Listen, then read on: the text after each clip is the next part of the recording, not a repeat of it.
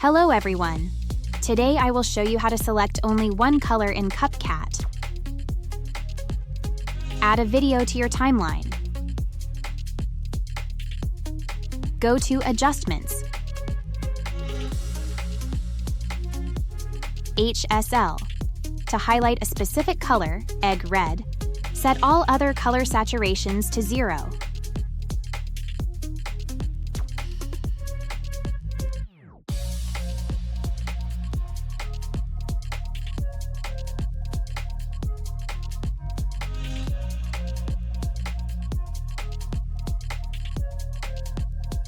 Adjust the saturation of the highlighted color, red, for better contrast. And that's it. Everything is ready.